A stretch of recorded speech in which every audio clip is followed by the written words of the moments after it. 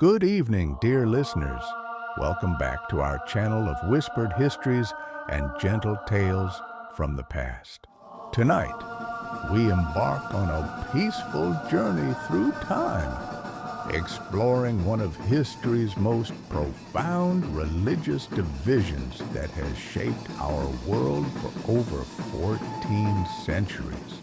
Did you know that Islam, followed by nearly 2 billion people worldwide, is divided into two major branches? I'm curious to hear your thoughts about this fascinating historical split. Please share in the comments below what you might already know about Sunni and Shia Islam, or perhaps what questions you'd like explored in future episodes. If you enjoy these soothing historical narratives, these whispered tales of human civilization, these gentle explorations of our shared past, please take a moment to give this video a like and subscribe to our channel. Your support helps us continue bringing you these peaceful journeys through history, these calming stories that bridge cultures and centuries, these quiet moments of learning that can accompany you into restful sleep. Now, let us begin our story. Close your eyes if you wish, and let your mind drift back through the centuries, to a time of desert sands and ancient cities, of prophets and kings, of decisions that would echo through time itself. Chapter 1. The Prophet's Final Days. The year is 632 CE. The Arabian Peninsula shimmers under an endless sky, its vast deserts dotted with oasis towns and trading routes that have connected civilizations for millennia. In the city of Medina, in a modest house of mud, brick, and palm wood, a man lies dying. This is no ordinary man. This is Muhammad ibn Abdullah, the prophet of Islam, the messenger who has transformed the scattered tribes of Arabia into a unified community of believers. Muhammad's breathing grows shallow as the desert heat presses against the simple walls of his home.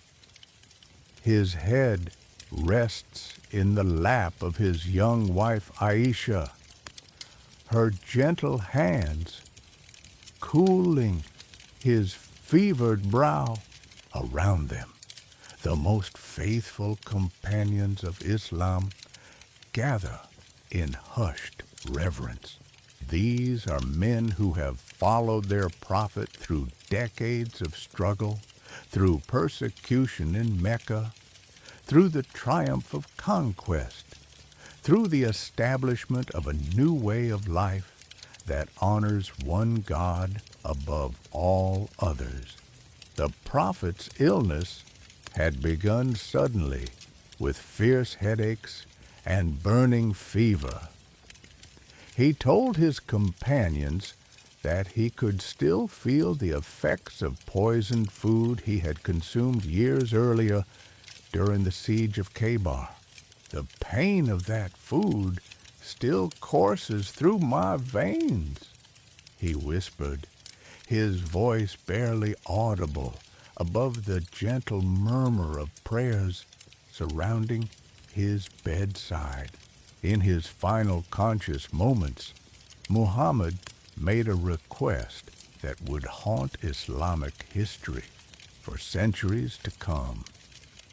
"Bring me writing materials," he said, his voice carrying the weight of urgent prophecy.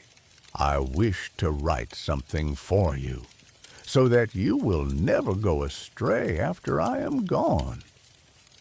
But as scribes prepared their reed pens and parchment, a heated discussion erupted among his companions. Umar ibn al-Khattab, one of Muhammad's closest advisors, spoke with well-meaning concern. The illness has overwhelmed the Prophet. We have the Quran, and that is sufficient for us. Others disagreed, insisting that every word from Muhammad should be preserved. The argument grew more heated, voices rising in the sacred space of the Prophet's deathbed. Muhammad, witnessing this discord among his beloved companions, raised his hand weakly and said, "Leave me be. It is not fitting that you should argue in my presence." And so the document was never written.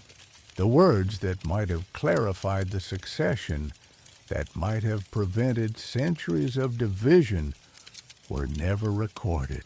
Muhammad closed his eyes, and on June 8, 632 CE, with the morning call to prayer echoing across Medina, the messenger of God breathed his last breath.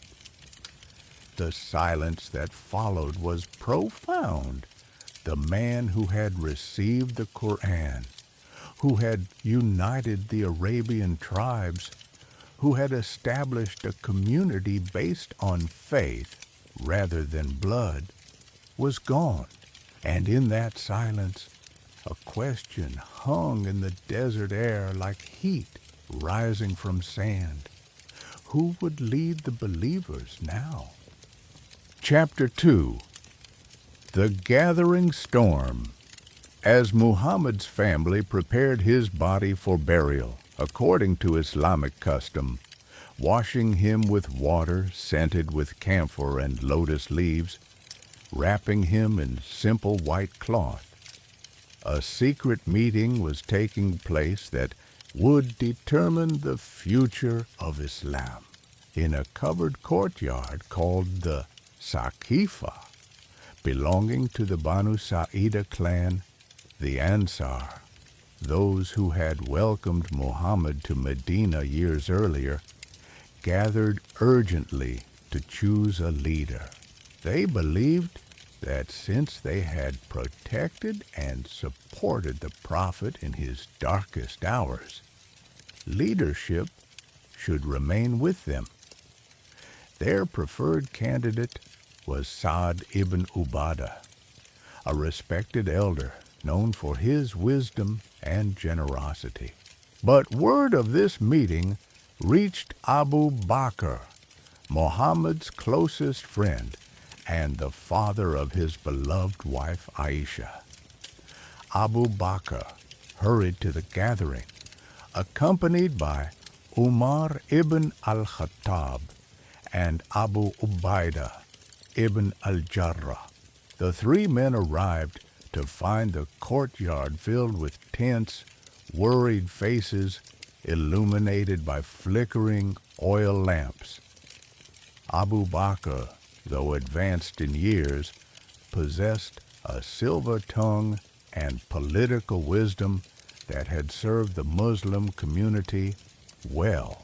He stood before the assembled men and spoke words that would echo through history.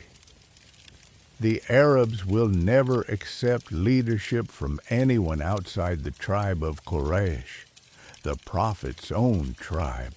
We, the Muhajirun who migrated with the Prophet from Mecca, have the stronger claim to leadership. His speech was masterful in its careful politics.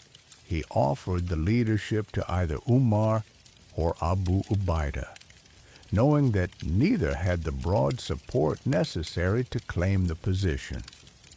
By offering them the role, he positioned himself as the humble, reluctant, but inevitable choice. The debate grew heated. Some called for separate leaders for different groups. Others insisted on immediate unity under a single caliph. As tensions rose and voices echoed off the courtyard walls, Umar ibn al-Khattab suddenly stepped forward and placed his hand in Abu Bakr's, declaring his loyalty. Others quickly followed, and Sa'd ibn Ubadah found himself politically cornered and, according to some accounts, physically overwhelmed. By the time this chaotic meeting concluded, Muhammad had already been buried in a simple grave beneath the floor of Aisha's chamber. Abu Bakr had missed the funeral of his dearest friend because he was securing political power. But not everyone accepted this rapid succession. In another part of Medina, in the house of Ali ibn Abi Talib, Muhammad's cousin and son-in-law, a different gathering was taking place. Chapter 3. The House of Sorrow. Ali's house on this night was filled with members of the Banu Hashim, Muhammad's own clan, and others who believed that leadership should remain within the Prophet's family. They were not plotting rebellion. They were mourning and seeking guidance in their grief. Ali ibn Abi Talib was, in many ways, the obvious choice to lead. Born perhaps 30 years earlier, possibly within the sacred walls of the Kaaba itself, Ali had been raised by Muhammad from the age of 5, when his father, Abu Talib, faced financial hardship. He was among the first to accept Islam, the first male after Muhammad to prostrate in prayer to the one God. Those who gathered in Ali's house spoke of his unique qualifications.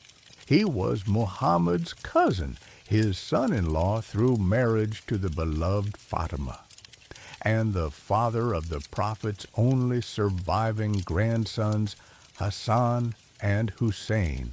On the night of the Hijrah, when Muhammad fled Mecca to escape assassination, it was the teenage Ali who courageously slept in the Prophet's bed as a decoy, risking his own life to protect his beloved cousin. Ali was known throughout Arabia as a warrior of legendary skill, wielding the famous two-pronged sword called Dhul Fiqar, which Muhammad himself had given him. But he was equally renowned for his wisdom and learning. Muhammad had once declared, "I am the city of knowledge, and Ali is its gate." His profound understanding of the Quran and Islamic law was acknowledged even by his political rivals. But perhaps most importantly to those gathered in his house that night, Ali represented continuity with the Prophet's bloodline. In their view, leadership of the Islamic community should not be a matter of political convenience or tribal politics, but should remain within the family that God had chosen to receive his final revelation. As news spread of Abu Bakr's selection at the Saqifa, tension filled the night air of Medina like the oppressive heat before a desert storm. Some urged Ali to assert his claim immediately, while others counseled patience and unity. Ali himself seemed reluctant to divide the community that Muhammad had worked so hard to unite. Days passed in this tense standoff. Abu Bakr had been proclaimed caliph and was beginning to exercise authority. But Ali and his supporters refused to pledge allegiance. The nascent Islamic State faced its first constitutional crisis just days after the Prophet's death. Then came the confrontation that would be remembered for centuries. Chapter 4. The Siege of Memory. On a morning when the sun cast long shadows across Medina's narrow streets, Umar ibn al-Khattab led a group of men to Ali's house. Their mission was simple: to obtain Ali's pledge of allegiance to Abu Bakr, by force, if necessary.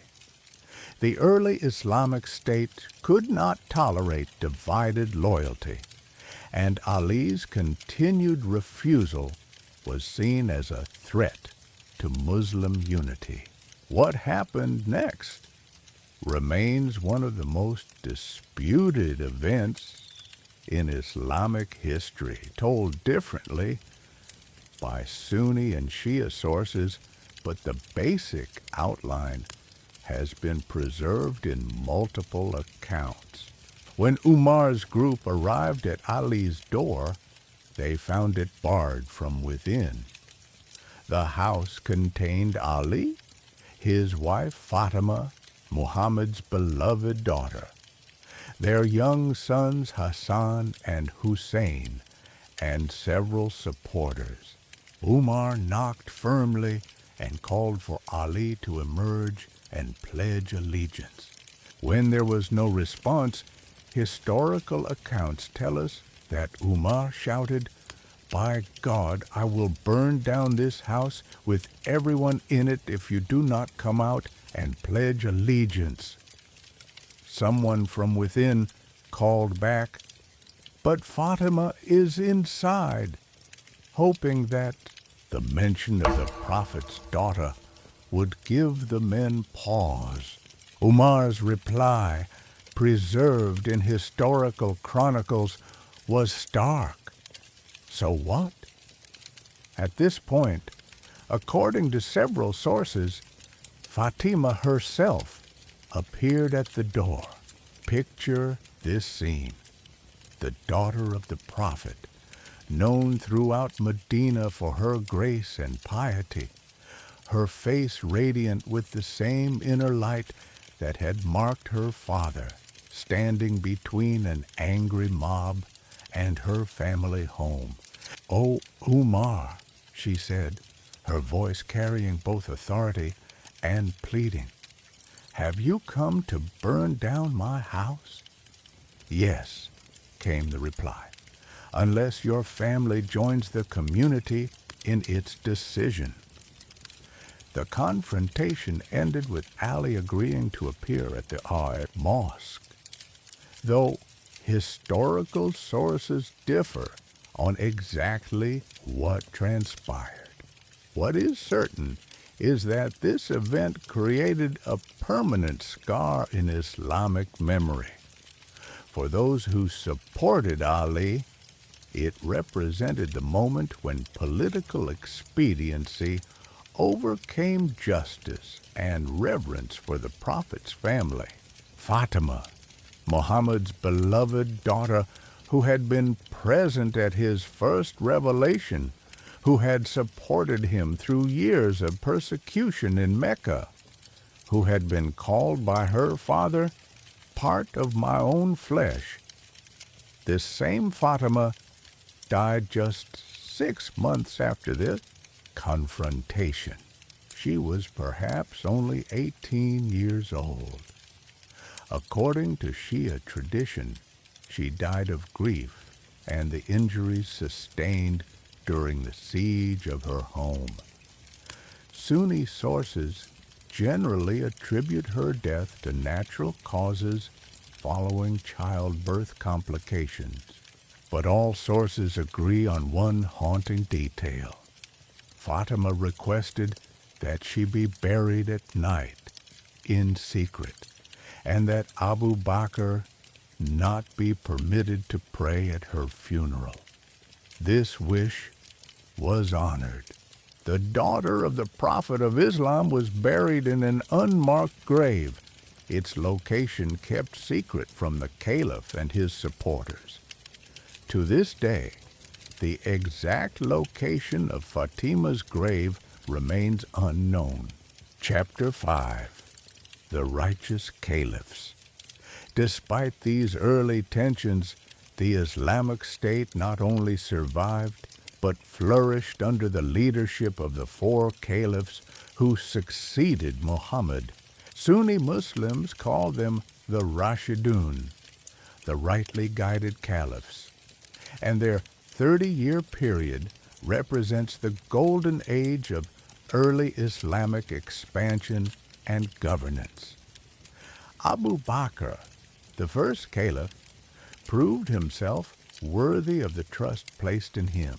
Known as As-Siddiq, the truthful, for his unwavering faith, he had been Muhammad's closest companion and the first adult male to accept Islam. When Muhammad first spoke of his night journey to Jerusalem and ascension to heaven, others doubted. But Abu Bakr simply said, "If Muhammad says it, then it is true." Abu Bakr's first challenge came immediately. News of Muhammad's death had spread across the Arabian Peninsula, and many tribes decided that their allegiance had been to the Prophet personally, not to his successors. They stopped paying zakat, religious tax, and some declared independence from Medina. Abu Bakr's response was swift and decisive. "By Allah," he declared, "if they refuse to pay even a rope that they used to pay during the time of the messenger, I will fight them for it." The Ridda Wars, as these conflicts came to be known, lasted nearly 2 years. Abu Bakr's forces, led by brilliant commanders like Khalid ibn al-Walid, defeated rebel tribes and false prophets, reunifying the Arabian Peninsula under Islamic rule. But Abu Bakr's most lasting contribution may have been his decision to compile the Quran into a single book. During the Battle of Yamama, many Hafiz, Muslims who had memorized the entire Quran, were killed in battle. Umar ibn al-Khattab came to Abu Bakr in distress, warning that if such losses continued, parts of the Quran might be lost forever. Abu Bakr initially hesitated, saying, "How can I do something that the Messenger of Allah did not do?" But eventually he commissioned Zayd ibn Thabit, who had been one of Muhammad's personal scribes, to collect all written fragments and oral recitations into a single authoritative text. This became the Mushaf, the written Quran that serves as the standard text to this day. Abu Bakr died peacefully in August 634 CE after just over 2 years of rule. He was the only one of the 4 Rashidun caliphs to die a natural death, passing away in the same simple home where he had lived as a private citizen. Before his death, Abu Bakr nominated Umar ibn al-Khattab as his successor, recognizing in him the strength and vision needed to lead the rapidly expanding Islamic State. Chapter 6. The Great Conqueror. Umar ibn al-Khattab's transformation from enemy to champion of Islam reads like the most dramatic of conversion stories. Before accepting Islam, Umar had been one of its fiercest opponents, a man whose very name struck fear into the hearts of early Muslims, tall and powerfully built, with a voice that could be heard across the marketplace. Umar embodied the traditional values of tribal Arabia. The story of his conversion has been preserved in multiple versions, but all agree on its dramatic nature. One day, perhaps in the year 616 CE, Umar strapped on his sword and set out with the declared intention of killing Muhammad and ending the Islamic movement once and for all. A friend intercepted him with disturbing news. Before you deal with Muhammad, perhaps you should deal with your own family. Your sister Fatima and her husband have become Muslims. Furious, Umar changed course and went to his sister's house.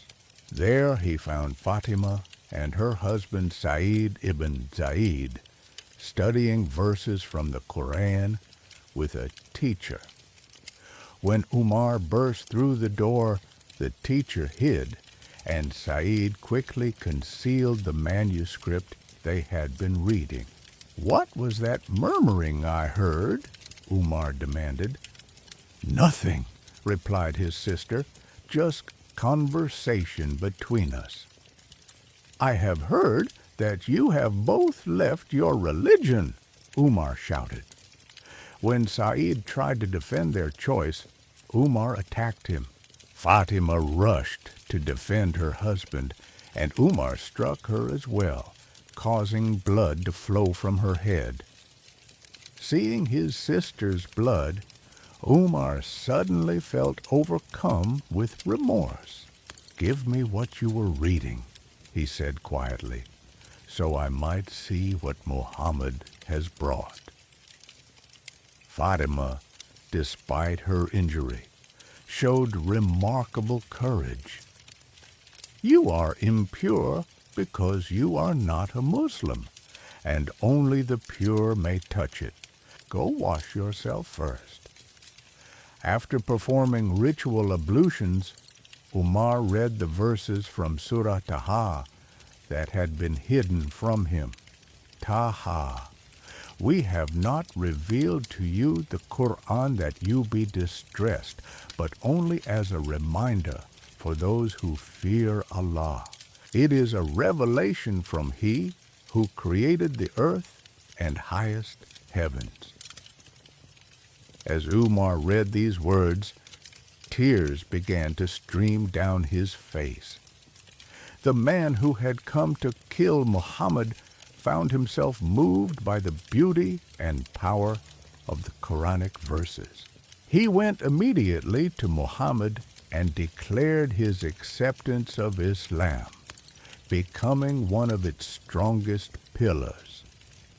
As the second caliph, Umar earned the title Al-Faruq, the one who distinguishes between right and wrong. Under his 10-year reign, Islamic armies conquered vast territories with breathtaking speed. The Battle of Qadisiyah in 636 CE broke Persian power forever, while the victory at Yarmouk the same year opened Syria and Palestine to Islamic rule.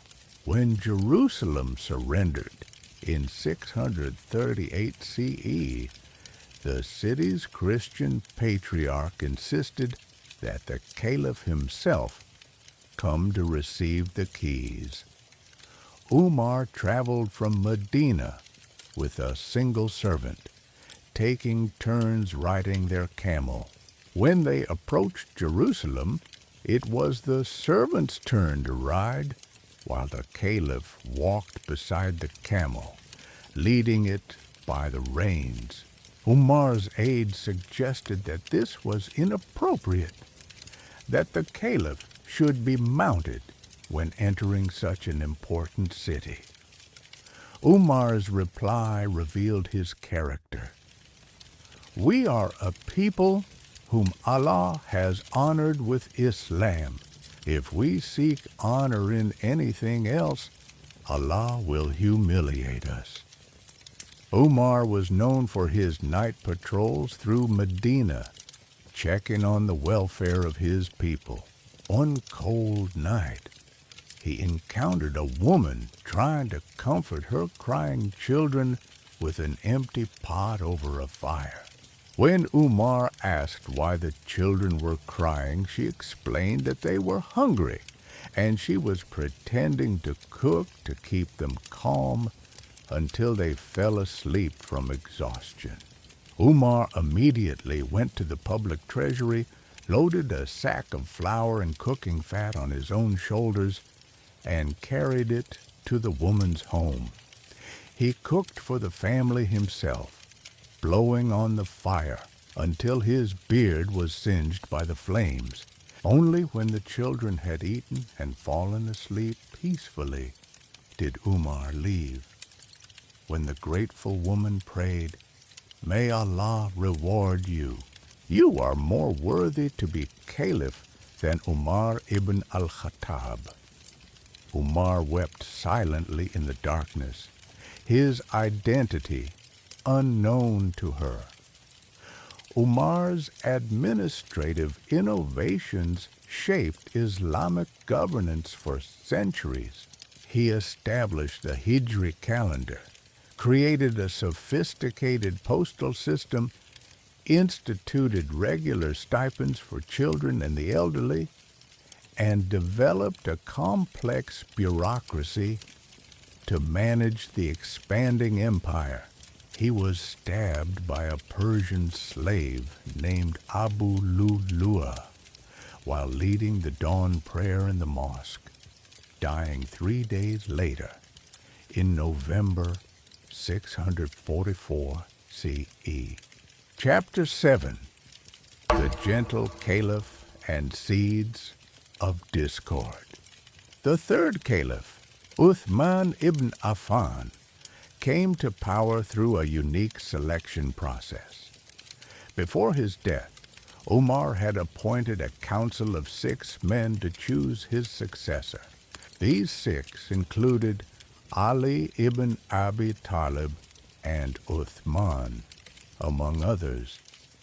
After deliberation, they selected Uthman, partly because he was seen as less likely to make dramatic changes to Umar's policies. Uthman was known for his exceptional generosity and gentle nature. Born into the wealthy Umayyad clan, he was called Dhul Nurayn, possessor of 2 lights, because he had married 2 of Muhammad's daughters in succession. When Ruqayyah died, Muhammad gave him his daughter Kulthum, saying, "If I had 100 daughters, I would give them all to Uthman." Perhaps Uthman's greatest achievement was commissioning the standardized Quran that Muslims use today. Different regions of the Islamic Empire had begun reciting the Quran with various dialectical pronunciations, leading to confusion and potential division. When Hudhaifa ibn al-Yaman returned from campaigns in Armenia and Azerbaijan, he warned Uthman, "O commander of the faithful, save this community before they differ about the Quran, as the Jews and Christians differed about their scriptures." Uthman responded decisively. He ordered a committee led by Zayd ibn Thabit to create a standard text based on the dialect of Quraysh, Muhammad's tribe. Copies were sent to all major Islamic centers with orders to burn all variant texts. This Uthmanic Codex became the definitive version of the Quran, ensuring unity in recitation across the Islamic world. However, Uthman's 12-year reign was increasingly troubled by accusations of favoritism. Unlike his predecessors, who had been careful to maintain the egalitarian spirit of early Islam, Uthman appointed many of his relatives to important positions. His cousin Muawiyah governed Syria, another cousin ruled Egypt, and Umayyad family members held key posts throughout the empire. This nepotism created resentment, particularly among the early converts who felt that the old Meccan aristocracy, the same families who had opposed Muhammad, were now benefiting from Islamic conquests. The situation was complicated by economic grievances, as wealth from conquests increasingly concentrated in the hands of a few. By 656 CE, discontent had reached a boiling point. Delegations from Egypt, Kufa, and Basra arrived in Medina with lists of grievances. When Uthman refused to dismiss his appointed governors, the protesters laid siege to his house. For 40 days, the elderly caliph remained trapped in his home while angry crowds surrounded it. On June 17, 656 CE, protesters broke into the house while Uthman was reading the Quran. According to historical accounts, they found the 82-year-old caliph sitting with the holy book open before him, his finger marking a verse that read, "Allah will suffice you against them. He is the all-hearing, the all-knowing." The assassins struck him down as he read, his blood spattering across the pages of the Quran. It was said that his blood fell upon the verse, "Those who have been given the book before you differed only after clear evidence came to them." With Uthman's death, the Islamic community faced its gravest crisis yet. The third caliph had been murdered not by external enemies, but by Muslim rebels. The precedent was ominous, and the consequences would reshape Islamic history. Chapter 8. The Reluctant Caliph. In the aftermath of Uthman's assassination, Medina fell into chaos.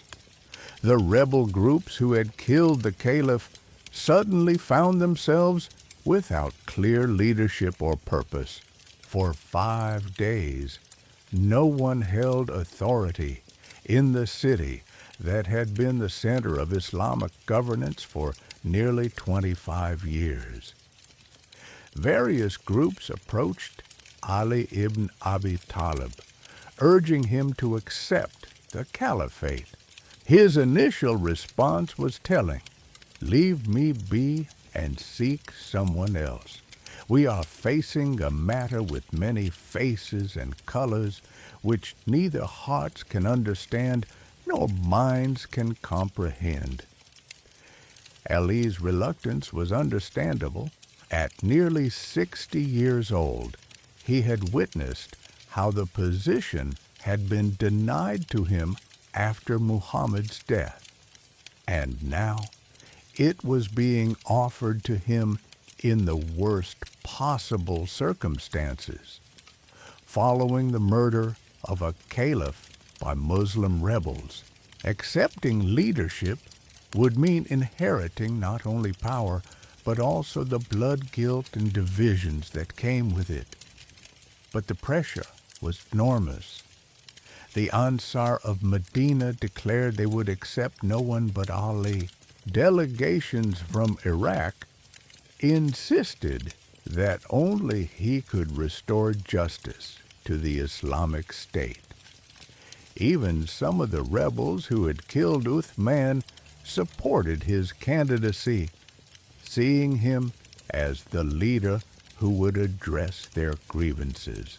Finally, on June 20, 606 CE, Ali was persuaded to accept the caliphate. The ceremony took place in the Prophet's mosque, but it was unlike the peaceful successions of previous caliphs. Many of Muhammad's prominent companions were absent, and the atmosphere was tense with unresolved conflicts. Ali's first decisions as caliph immediately created new problems. He dismissed most of the governors appointed by Uthman, including Muawiyah ibn Abi Sufyan in Syria, and refused to pursue Uthman's assassins until the state was stabilized. These decisions, while perhaps justifiable, created powerful enemies. Muawiyah, Uthman's cousin, and the governor of Syria for nearly 20 years, refused to step down. He demanded that Uthman's killers be brought to justice before he would recognize any new caliph.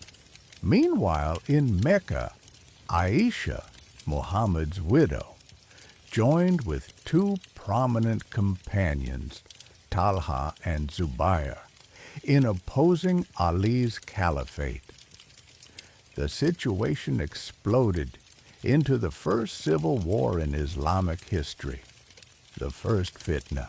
In December 656 CE, Ali's forces met the rebel army led by Aisha at the Battle of the Camel near Basra. The battle's name came from the fierce fighting around Aisha's camel, which served as the rallying point for her forces. When Ali's soldiers killed the camel, Aisha's army collapsed. After the victory, Ali demonstrated the noble character that had made him beloved. He personally ensured Aisha's safety and honor, providing her with an escort of 40 women from noble families for her return to Medina, and treating her with the respect due to the Prophet's widow. But the greater challenge lay ahead. Muawiyah's refusal to submit meant that the Islamic State was effectively divided between Iraq, which supported Ali, and Syria, which remained loyal to Muawiyah. Chapter 9. The Battle That Changed Everything. The confrontation between Ali and Muawiyah came to a head at Siffin, a location on the Euphrates River in what is now Syria. For over 3 months in 657 CE, two Muslim armies faced each other across the river valley, each believing they represented the true path of Islam. Ali's army was larger and included many of the original companions of Muhammad. They were motivated by loyalty to the Prophet's family and by their belief that Ali was the rightfully chosen caliph. Muawiyah's forces were smaller, but united in their demand for justice for Uthman's murder and their loyalty to the Umayyad family. The battle began in July 657 CE and lasted for 110 days. Historical accounts describe scenes of unimaginable carnage as Muslim fought Muslim for the first time in Islamic history. Some reports claim that 70,000 men died during the extended conflict, including many companions of the Prophet who had fought alongside Muhammad himself. Ali fought bravely despite his advanced age, his famous sword Dulfiqar flashing in the desert sun as he led his troops personally. Muawiyah, though not as renowned a warrior, proved himself a masterful strategist and diplomat. As Ali's forces began to gain the upper hand, Muawiyah's advisor, Amr ibn al-As, devised a desperate stratagem. He ordered his soldiers to raise copies of the Quran on the tips of their lances and spears, calling out, "Let the book of God judge between us." This dramatic gesture had an immediate effect. Many of Ali's soldiers, exhausted by months of fighting their fellow Muslims, laid down their weapons and demanded that Ali accept arbitration. "How can we fight those who call us to the book of God?" they asked. Ali was reportedly reluctant to accept arbitration, sensing a trap.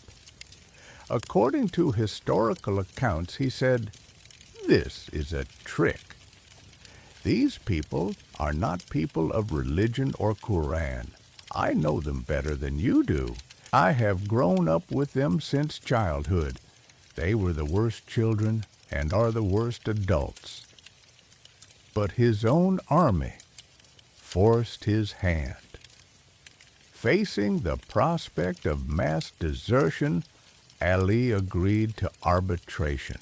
Representatives from both sides would meet to determine who had the right to the caliphate. This decision immediately split Ali's forces. A group of about 12,000 men, who became known as the Kharijites, those who leave, broke away in disgust. They condemned arbitration as blasphemy, arguing that judgment belongs to God alone, and that the matter should be decided by battle, not human negotiation.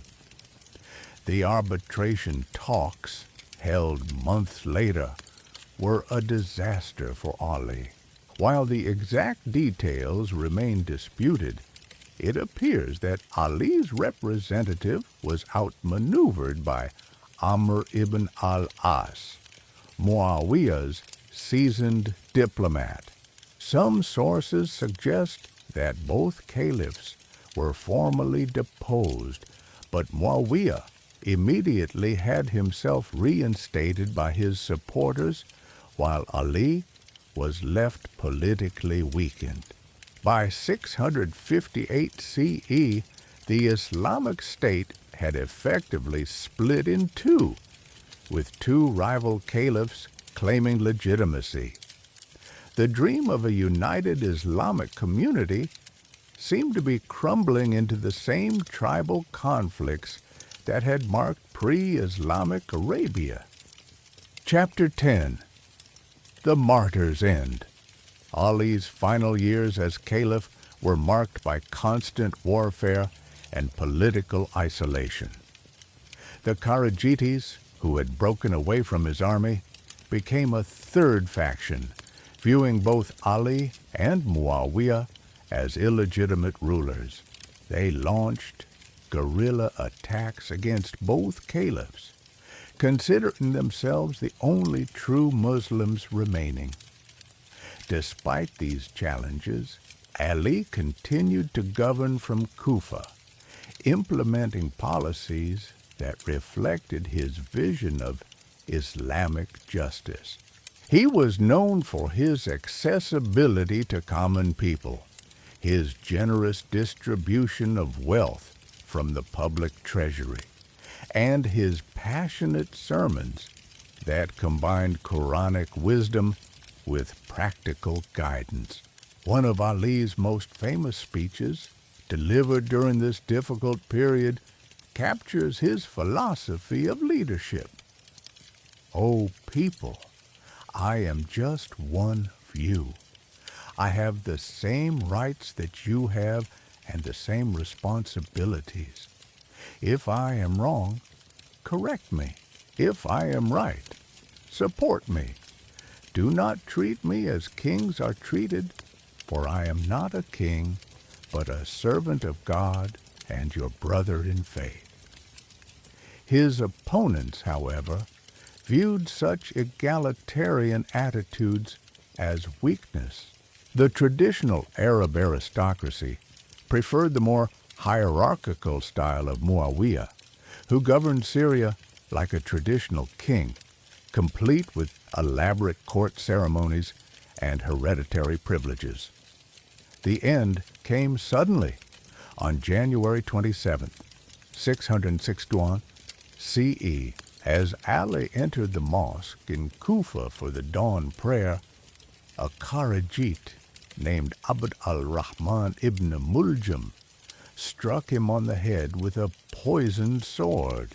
The attack had been coordinated with simultaneous assassination attempts on Muawiyah and Amr ibn al-As, but only the attack on Ali succeeded. For 2 days, Ali lingered between life and death. Historical accounts describe him maintaining his characteristic dignity and compassion even as he faced death. When his supporters brought Ibn Muljam before him, beaten and bound, Ali ordered that the assassin be given food and drink and not harmed until Ali either recovered or died. If I live, Ali said, I will decide what to do with him myself. If I die, kill him with a single blow as he killed me. Do not mutilate him, for I have heard the messenger of God say, avoid mutilation even with a rabid dog. Ali died on January 29, 661 CE, at approximately 63 years of age. According to tradition, his last words were, I have been successful. By the Lord of the Kaaba, I have been successful, expressing his hope that he had fulfilled his duties to God and would be received in paradise. His burial became immediately controversial. Fearing that his grave might become a shrine that would attract political opposition, his family buried him secretly at night. To this day, while most believe he is buried in Najaf, Iraq, the exact location of Ali's grave remains a matter of tradition rather than historical certainty. With Ali's death, the last of the Rashidun caliphs was gone. Muawiyah quickly consolidated power, establishing the Umayyad dynasty and introducing hereditary rule to Islam. The age of the rightly guided caliphs had ended, and with it, the hopes of those who believed that Islamic leadership should remain within the Prophet's family. But Ali's death also marked the beginning of something new. The transformation of political opposition into religious identity.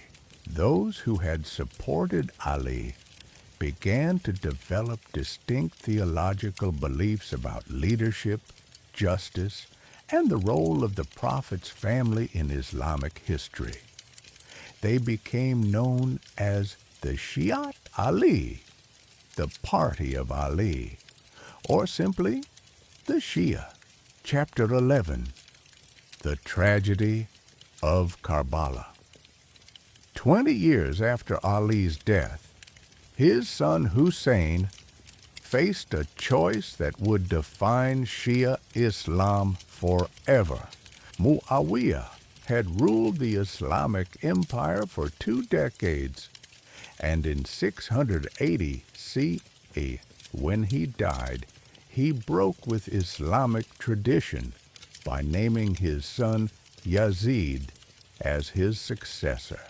This introduction of hereditary rule was controversial enough, but Yazid himself was widely regarded as unfit for leadership.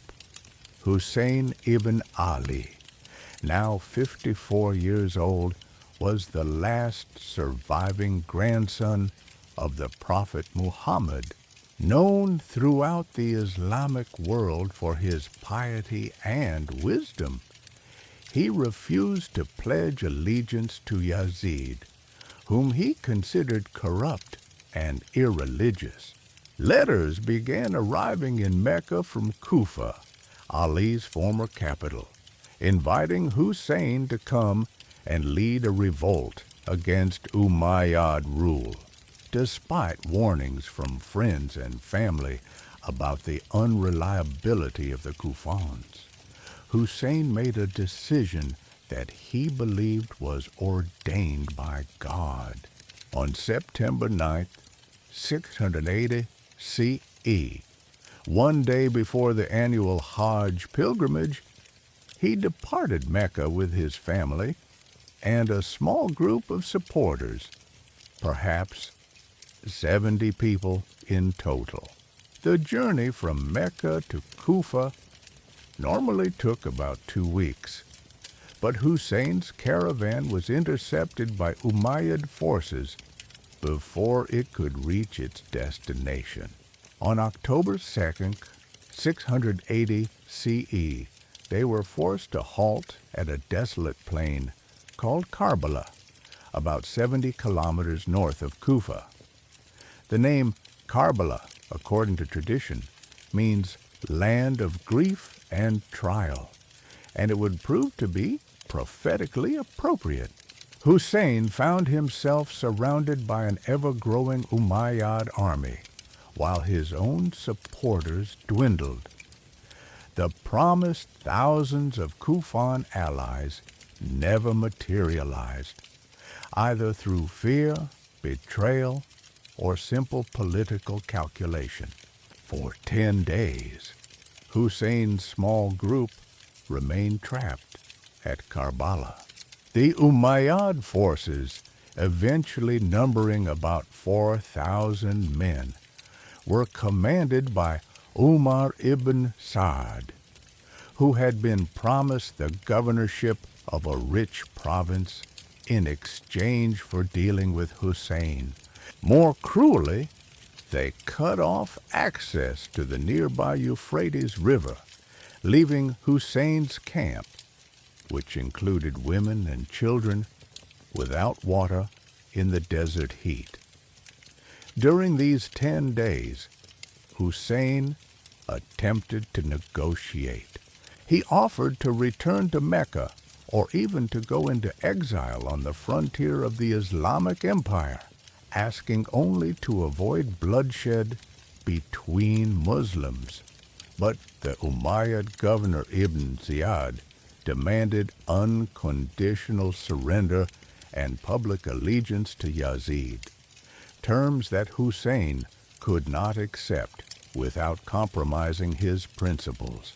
On the morning of October 10th, 680 CE, the 10th day of Muharram in the Islamic calendar, Hussein performed his final prayers and prepared to meet his fate. He delivered a last speech to his small band of followers, releasing them from any obligation to die with him. Death is nothing but happiness, he told them, and life with oppressors is nothing but grief and disgust.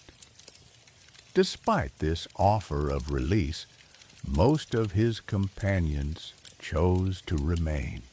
They included his half-brother Abbas, known for his courage and loyalty, his 18-year-old son Ali Akbar, his infant son Ali Asghar, and about 70 other men who preferred death to dishonor.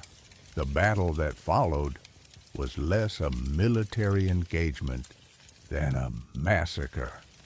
Hussein's tiny force faced impossible odds, fighting not for victory, but for principle. One by one, his companions fell under the desert sun.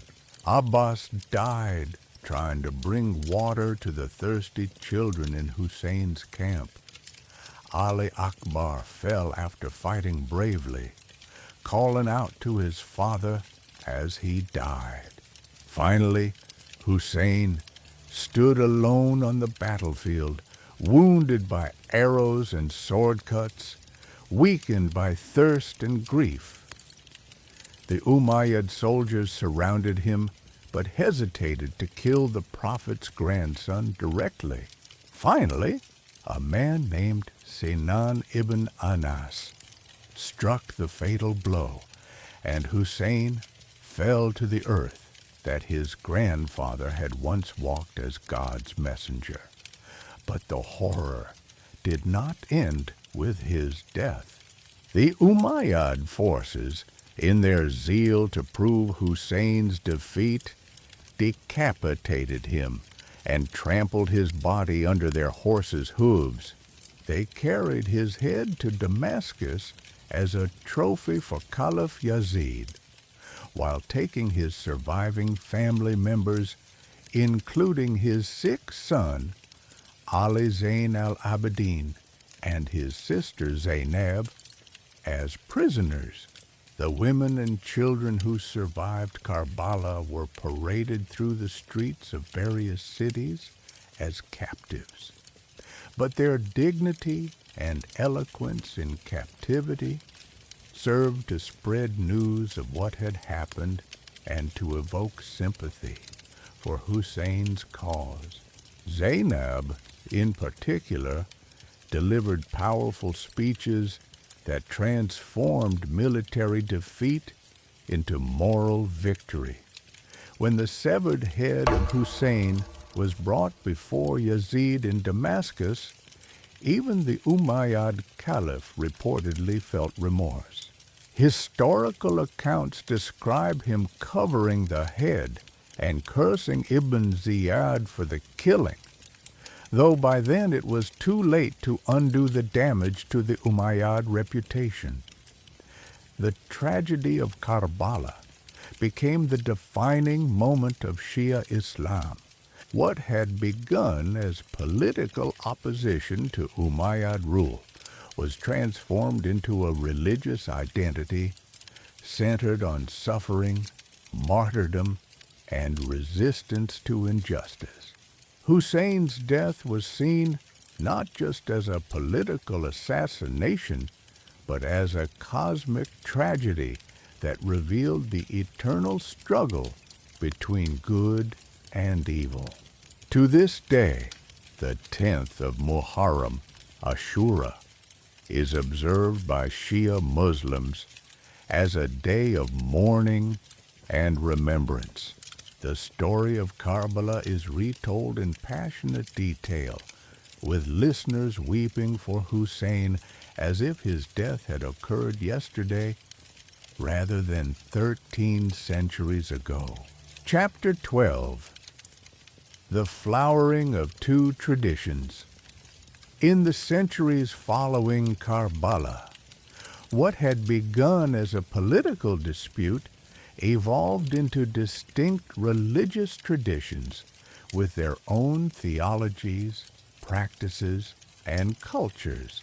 The majority of Muslims, who became known as Sunnis, from Ahl al-Sunnah, people of the tradition, developed a sophisticated understanding of Islamic governance based on community consensus and scholarly interpretation. Sunni Islam recognized the legitimacy of the first four caliphs, including Ali, but did not accept that leadership should be hereditary within the Prophet's family. Instead, they developed the concept that the Muslim community, Ummah, could choose its leaders through consultation, shura, and that religious authority lay with qualified scholars who could interpret Islamic law through careful study of the Quran and the Hadith, the recorded sayings and actions of Prophet Muhammad. This approach led to the development of four major schools of Islamic jurisprudence: the Hanafi school, prevalent in Turkey and South Asia; the Maliki school, dominant in North and West Africa; the Shafi'i school, found in Southeast Asia and East Africa; and the Hanbali school, influential in Arabia. Each school developed sophisticated methodologies for deriving Islamic law from religious sources, creating a rich tradition of legal scholarship. Meanwhile, those who had supported Ali, the Shia, developed their own distinctive theology.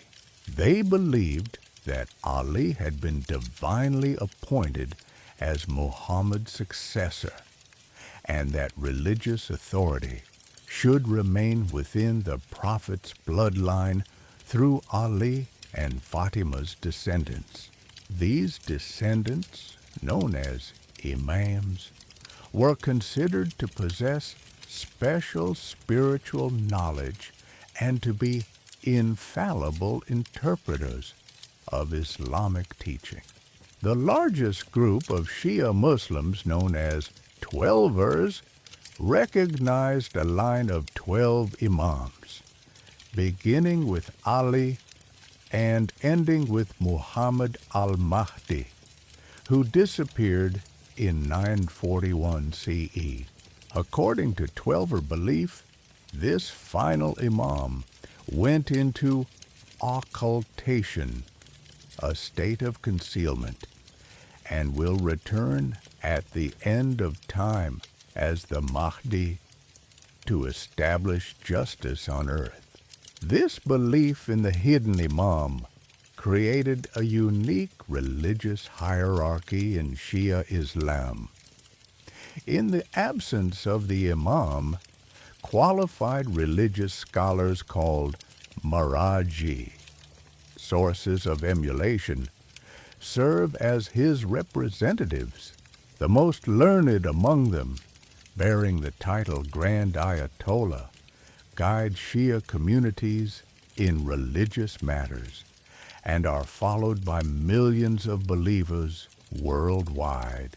The differences between Sunni and Shia Islam extended beyond theology to ritual practice and cultural expression. While both traditions shared the fundamental beliefs of Islam, the oneness of God, the prophethood of Muhammad, and the authority of the Quran, they developed distinctive approaches to prayer, religious festivals, and social organization. Shia Islam developed an elaborate culture of mourning centered on the tragedy of Karbala.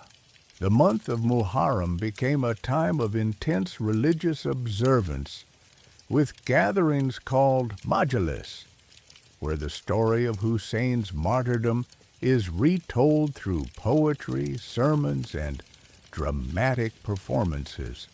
These gatherings serve not only as religious observances, but as communities' way of affirming their identity and values. During Ashura, the 10th day of Muharram, Shia communities organize processions that can involve hundreds of thousands of participants. Some engage in ritual mourning practices such as chest beating or self-flagellation, though many religious authorities discourage extreme forms of these practices. The pilgrimage to Karbala during Arbain, 40 days after Ashura, has become the world's largest annual peaceful gathering, drawing over 20 million pilgrims from around the globe. Sunni Muslims also honor Hussein as a martyr and respect the Prophet's family, but they do not share the same emphasis on mourning rituals. They typically observe Ashura through fasting and prayer, viewing it as a day of thanksgiving when Moses was saved from Pharaoh's army. Chapter 13. Cities of Learning and Faith.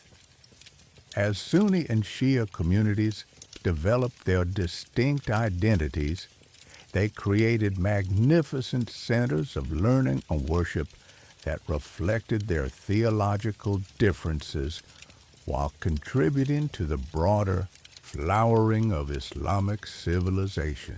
In Baghdad, the Abbasid caliphs, who were Sunni but had initially gained power with Shia support, established the House of Wisdom, Bait al-Hikmah, perhaps the greatest library and translation center in human history, under caliphs like Harun al-Rashid and his son al-Ma'mun. This institution became a meeting place where Christian, Jewish, and Muslim scholars worked together to preserve and expand upon the knowledge of ancient civilizations. The scholars of the House of Wisdom translated works of Greek philosophy, Persian literature, and Indian mathematics into Arabic, making these texts available to the wider Islamic world. Here, mathematicians like al-Khwarizmi developed algebra. Astronomers like al-Battani refined measurements of celestial movements, and physicians like al-Razi advanced medical knowledge. The institution represented the cosmopolitan spirit of early Islamic civilization, where knowledge was valued regardless of its source. Meanwhile, in cities like Najaf and Karbala in Iraq, Shia communities created their own centers of learning and pilgrimage. Najaf, which houses the shrine of Imam Ali, became the intellectual heart of Shia Islam. Its seminaries, known as Hawzas, attracted students from across the Shia world to study Islamic jurisprudence, philosophy, and theology under the guidance of grand ayatollahs.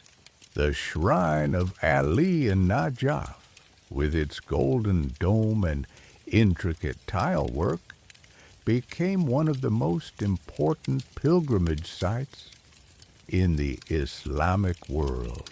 Millions of Shia Muslims visit annually to pay their respects to the first Imam, and many choose to be buried in the adjacent Wadi al-Salam cemetery to be close to Ali in death, as they could not be in life.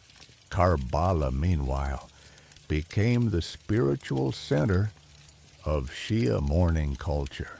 The shrines of Hussein and his half-brother Abbas, with their distinctive architecture and elaborate decorations, serve as focal points for the annual commemorations of Ashura and Arba'in.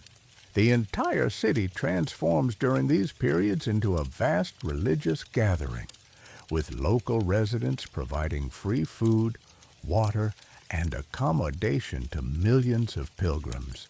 In Persia, when the Safavid dynasty declared Shia Islam the state religion in 1501 CE, they created magnificent new centers of Shia learning and worship. Isfahan, rebuilt by Shah Abbas in the early 17th century, became one of the world's most beautiful cities. The enormous Imam Square, surrounded by the Imam Mosque and Sheikh Lotfola Mosque, represented the fusion of Persian artistic traditions with Shia Islamic theology. The architectural differences between Sunni and Shia religious buildings often reflected their theological distinctions. Shia mosques and shrines frequently featured more elaborate decorations, including calligraphy praising Ali and the other imams. The use of colorful tiles, particularly in blues and turquoise, became characteristic of Persian Shia architecture. Images of Ali and Hussein, while not universal, appeared more frequently in Shia contexts than in Sunni ones. Sunni architecture, while equally magnificent, often emphasized different aesthetic principles. The great mosques of Damascus, Cordoba, and Istanbul represented the grandeur of Sunni caliphates, while maintaining the Islamic emphasis on geometric patterns and calligraphic decoration. The famous Umayyad Mosque in Damascus, built on the site of a Christian cathedral, included mosaics depicting paradisiacal landscapes that influenced Islamic art for centuries. Educational institutions also reflected sectarian differences. Sunni madrasas, which proliferated from the 11th century onward, typically focused on the study of Quranic interpretation, hadith literature, and the methodologies of one of the four Sunni legal schools. The curriculum emphasized preparation for careers as judges, legal scholars, or government administrators. Shia Hauzas developed a different educational approach, with a more hierarchical structure under grand ayatollahs, and greater emphasis on philosophical inquiry and independent reasoning, ijtihad.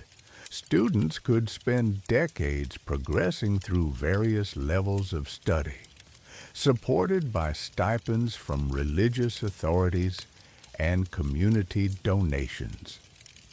Chapter 14. Poets, Mystics, and the Soul of Islam. Perhaps nowhere is the richness of Islamic civilization more evident than in its literary and mystical traditions, which often transcended sectarian boundaries while reflecting the spiritual aspirations common to all Muslims. In the Persian city of Balkh, in what is now Afghanistan, a young scholar named Jalal ad-Din was born in 1207 CE into a family of renowned Islamic teachers. This boy would grow up to become Rumi, perhaps the most beloved mystical poet in human history, whose verses about divine love and spiritual transformation speak to hearts across all religious and cultural boundaries. Rumi's transformation from conventional scholar to ecstatic mystic began in 1244 CE when he met Shams of Tabriz, a wandering dervish whose radical spirituality revolutionized Rumi's understanding of God and religion. Their spiritual friendship was so intense that when Shams disappeared, possibly murdered by jealous disciples, Rumi channeled his grief into poetry of unprecedented beauty and depth. "You're not just the drop in the ocean," Rumi wrote, "but the entire ocean in each drop." His verses explored the soul's journey toward God through metaphors of intoxication, separation, and reunion. Come, come, whoever you are, wanderer, worshiper, lover of leaving, it doesn't matter. Ours is not a caravan of despair. Come, even if you have broken your vows 1,000 times. Come, yet again, come, come. What makes Rumi's poetry particularly fascinating is how it emerged from the Persian cultural sphere, which was increasingly influenced by Shia thought, yet achieved universal appeal across the entire Islamic world. And beyond, his emphasis on direct spiritual experience and divine love resonated with both Sunni and Shia mystics, demonstrating how spiritual insights could transcend theological divisions. In the Andalusian courts of Muslim Spain, another tradition of religious poetry flourished. Here, in cities like Cordoba and Granada, poets like Ibn Arabi developed sophisticated metaphysical verses that explored the unity of existence and the soul's relationship with the divine. These Andalusian mystics, working primarily within Sunni frameworks, created poetry that was simultaneously deeply Islamic and profoundly universal.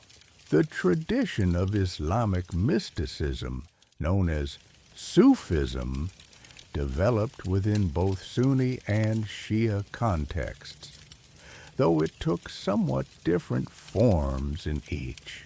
Sunni Sufi orders like the Qadiriyya, Mevlevi, and Naqshbandiyya created international networks of spiritual practitioners who emphasize the purification of the soul through dhikr, remembrance of God, meditation, and service to others. Shia mysticism often focused more specifically on the spiritual significance of the imams, seeing them as perfect human beings who served as intermediaries between the divine and the human realms. The pilgrimage to the shrines of the imams became a form of spiritual practice, with pilgrims seeking both worldly assistance and spiritual transformation through proximity to these holy figures. The Persian poet Hafez, writing in 14th century Shiraz, created verses that could be read simultaneously as expressions of divine love and human passion. Last night, from the cypress branch, the nightingale sang, in Old Persian, the lesson of spiritual stations. Learn the melody of intimate conversation from us, because we learned the notes of this song from our beloved. These mystical traditions created a shared vocabulary of spiritual experience that often minimized sectarian differences. The emphasis on direct experience of the divine, on the purification of the heart, and on service to humanity created common ground between Sunni and Shia mystics. Women also played important roles in Islamic mystical traditions, though their contributions were often under-recorded.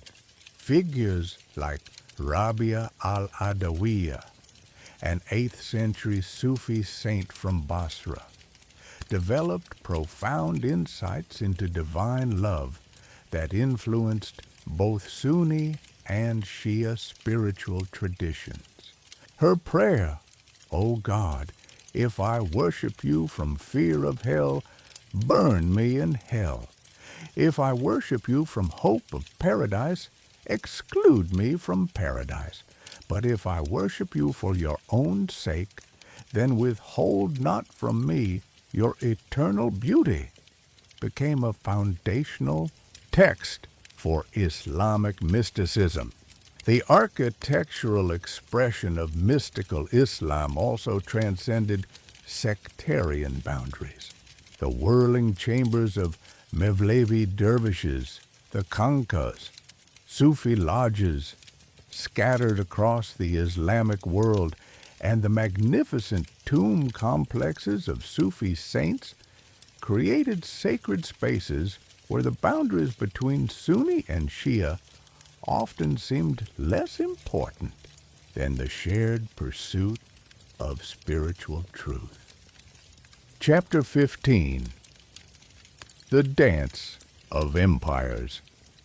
As Islamic civilization matured, the theological differences between Sunni and Shia Islam became intertwined with the rise and fall of great empires, each of which shaped the development of Islamic culture while advancing their own political interests. The Umayyad Caliphate, ruling from Damascus from 661 to 750 CE, established many of the patterns that would characterize Sunni political thought. Though they had gained power through civil war and maintained it through sometimes ruthless means, the Umayyads developed sophisticated theories of legitimate government that emphasized the unity of the Muslim community under a single caliph. Under rulers like Abd al-Malik ibn Marwan, the Umayyads created the first distinctively Islamic architectural monuments, including the magnificent Dome of the Rock in Jerusalem and the expansion of the Prophet's Mosque in Medina. They also made Arabic the administrative language of their empire and created the first Islamic coinage, helping to forge a unified Islamic cultural identity across their vast territories. However, the Umayyads never fully escaped the stigma of their role in Hussein's death at Karbala. Shia communities throughout the empire maintained an underground opposition that would eventually contribute to the dynasty's downfall. The Abbasid Revolution of 750 CE brought a new dynasty to power, with significant Shia support. The Abbasids claimed legitimacy through their descent from Abbas, the Prophet's uncle, and initially promised to restore justice to the Islamic world. Many Shia supporters hoped that this meant the restoration of the Prophet's family to power. However, once firmly established in their new capital of Baghdad, the Abbasids proved to be thoroughly Sunni in their religious orientation. The elaborate court culture they developed, with its Persian-influenced ceremonies and magnificent palaces, created a form of Islamic monarchy that had little in common with the egalitarian ideals of early Islam, whether Sunni or Shia. Nevertheless, the early Abbasid period, particularly under caliphs like Harun al-Rashid and al-Mamun, represented the golden age of Islamic civilization. The translation movement that centered on the House of Wisdom made Arabic the international language of learning, while Abbasid military campaigns extended Islamic influence from Spain to Central Asia. The Abbasid court attracted talent from across the known world. The famous courtier and entertainer Ziryab traveled from Baghdad to Cordoba, bringing new forms of music, poetry, and etiquette that would influence European culture. The mathematician al-Khwarizmi developed algebraic methods that would revolutionize European mathematics centuries later. The physician al-Razi compiled medical knowledge that remained authoritative in European universities into the Renaissance period. But political power gradually slipped away from the Abbasid caliphs as regional dynasties asserted independence. In some cases, these new rulers openly challenged Sunni orthodoxy by establishing Shia states. The most successful of these was the Fatimid Caliphate, founded in Tunisia in 909 CE by a leader who claimed descent from Fatima, the Prophet's daughter. The Fatimids represented Ismaili Shia Islam, a branch that had split from the main Shia community over the question of succession after the sixth Imam. Under rulers like Al-Mu'izz and Al-Aziz, the Fatimids created a rival Islamic empire that at its peak controlled North Africa, Egypt, Sicily, Syria, and the holy cities of Mecca and Medina. Their capital in Cairo featured magnificent palaces that rivaled those of Baghdad, complete with elaborate throne rooms, vast libraries, and sophisticated administrative systems. The Fatimid court was known for its intellectual tolerance and cultural sophistication. They founded Al-Azhar University, which became one of the most important centers of Islamic learning, ironically continuing to be influential in Sunni scholarship long after the Fatimid dynasty ended. Their artisans created exquisite textiles, metalwork, and manuscripts that influenced artistic development throughout the Mediterranean world. The conflict between the Abbasids and Fatimids represented more than just political rivalry. It was a struggle between different visions of Islamic authenticity. The Abbasids claimed to represent Orthodox Sunni Islam and the unity of the Muslim community under legitimate caliphal authority. The Fatimids argued that they represented the true Islamic legacy through their connection to the Prophet's family and their role as divinely guided imams. This rivalry played out across the Islamic world, with local rulers and communities forced to choose sides or navigate carefully between competing loyalties.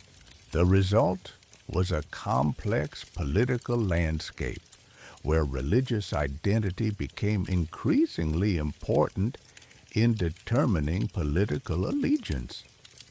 In the Eastern Islamic world, the rise of the Seljuk Turks in the 11th century introduced another dynamic. These nomadic warriors, recently converted to Sunni Islam, conquered much of Persia and Mesopotamia, serving as military protectors of the Abbasid caliphs, while wielding real power themselves. The Seljuks were instrumental in the development of Sunni institutions, particularly the madrasa system of religious education. Under viziers like Nizam al-Mulk, they created networks of schools that standardized Sunni religious education and helped to consolidate orthodox Islamic thought against both Shia and other alternative interpretations. Chapter 16, The Persian Renaissance. Perhaps the most dramatic transformation in the sectarian landscape of Islam occurred in 1501 CE, when a teenage Sufi leader named Ismail conquered the Persian city of Tabriz and declared himself Shah of a new Safavid dynasty. More revolutionary than his political conquest was his religious declaration.